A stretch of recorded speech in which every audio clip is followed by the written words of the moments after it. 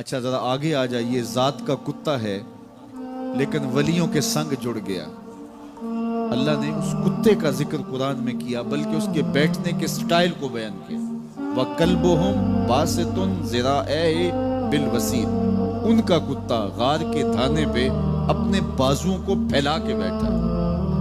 غار کی دہلیز پر بیٹھنے والے کتے کی حیت جلوس کو، اس کے بیٹھنے کے سٹائل کو قرآن نے بیان کیا. مالک اس میں ہمارے لیے کیا ہدایت ہے؟ ایک کتے کے بیٹھنے کے سٹائل کو تو بیان کر رہا ہے، اس کی حیت جلوس کو بیان کر رہا ہے، انداز نشست کو بیان کر رہا ہے. تو قرآن تو سراپا ہدایت ہے، تو اس میں ہمارے لیے کیا ہدایت ہے؟ کہا یہی تو بتانا چاہتا ہوں کہ ذات کا کتا بھی ہو، سنگ نیکوں کے جڑ جائے تو وہ قابل ذکر ہو جاتا ہے، اور اگر تم میرے ولیوں سے جڑ جاؤ گے پھر تمہارا مرتبہ کیا. یہاں تو کتے جڑ جائیں تو قابل ذکر ہوتے ہیں. اچھا ذات کی چیونٹی ہے لیکن راہ تکتی حضرت سلیمان پیغمبر کا.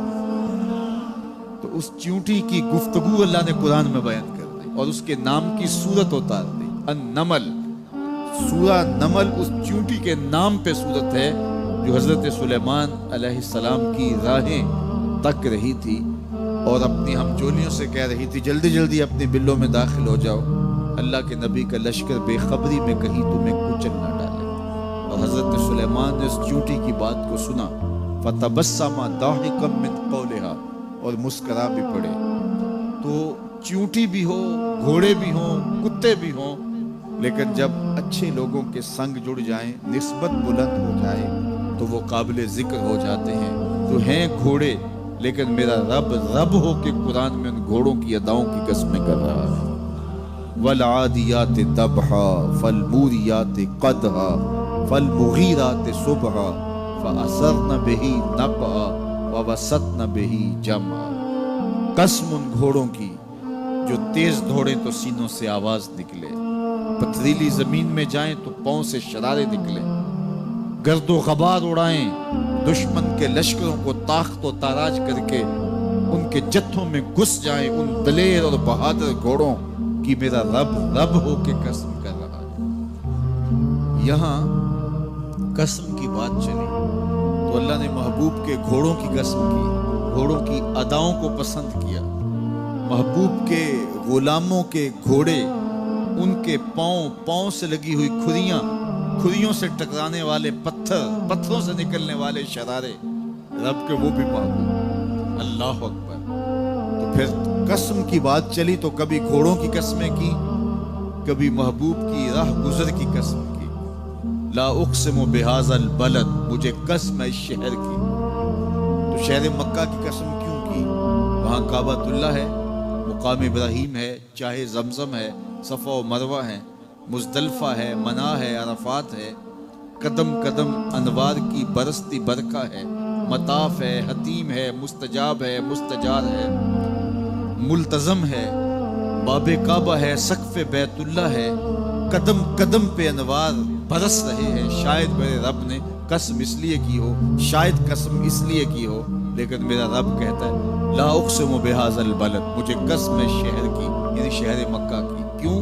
یہاں کعبۃ اللہ ہے، یہاں مقام ابراہیم ہے، یہاں مزدلفہ ہے، منا ہے، عرفات ہے. کیوں قسم؟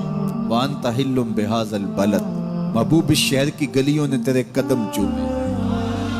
اے انت مقیم فی ھذا البلد، امام قرطبی نے اس کا مفہوم بیان کیا. محبوب آپ کی اقامت اس شہر میں ہے، آپ کے سانسوں کی خوشبو سونگی ہے شہر کی فضاؤں نے، اس لیے مجھے شہر کی قسم کہ محبوب یہاں تم جو رہتے. اللہ اکبر. تو محبوب کے شہر کی قسم کی. والعصر، محبوب کے زمانے کی قسم کی. والضحیٰ، محبوب کے چہرے کی قسم کی. واللیل، محبوب کی لٹکتی زلفوں کی قسم کی. کبھی کہا محبوب تیرے چہرہ زیبا کی قسم، کبھی کہا تیری زلف عنبری کی قسم، کبھی کہا تیرے شہر نور کی قسم، کبھی کہا تیرے زمانہ حسی کی قسم. اور پھر قسم کا باب چلا تو بات کہاں تک پہنچی. محبوب نہ صرف تیرے شہر کی قسم، نہ صرف تیری گلیوں کی قسم، نہ صرف تیرے چہرہ زیبا کی قسم، نہ تیری زلف نور کی قسم، نہ تیرے عہد زرعی کی قسم. محبوب تیری قسم تو ہے ہی تیرے غلاموں کے گھوڑوں کے پاؤں سے لگی ہوئی کھریوں کے ٹکرانے سے جو شرارے اڑتے ہیں، میں خدا ہو کے ان شراروں کو بھی پسند کرتا ہوں اور ان گھوڑوں کی بھی قسمیں کرتا ہوں۔ یہ قرآن ہے نا، والعادیات ضبحا، قسم ہے محبوب تیرے غلاموں کے گھوڑوں، اللہ اکبر، قسم ہے ان کے سینوں سے نکلتی آواز کی، قسم ہے ان کے پاؤں سے نکلتے ہوئے شراروں کی، قسم ہے ان کی خوبصورت اداؤں کی، ان اداؤں والوں گھوڑوں کی قسم، اللہ اکبر۔ یہ قسمیں کرنے کے بعد جواب قسم کیا ہے؟ دیکھیے میں یہاں بیٹھا ہوں اور میں گفتگو کے آغاز پہ ہی قسمیں اٹھانا شروع کر دوں۔ مجھے قسم ہے رب کعبہ کی، مجھے قسم ہے عرش الہی کے مالک کی، مجھے قسم ہے زمین و آسمان کے خالق کی، تو قسموں پہ قسمیں کرتا جاؤں تو جو مجھے غور سے سننے کا عادی نہیں بھی ہے تو وہ بھی متوجہ ہو جائے گا اور سننے کے لیے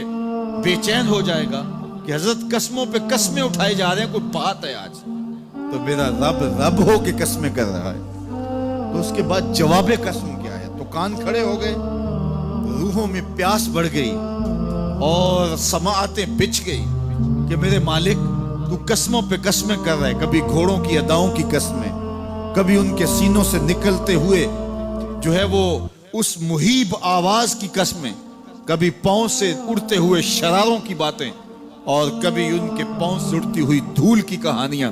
تو قسم پہ قسم، اور قسمیں بھی گھوڑوں کی، تو کوئی بات ہوگی۔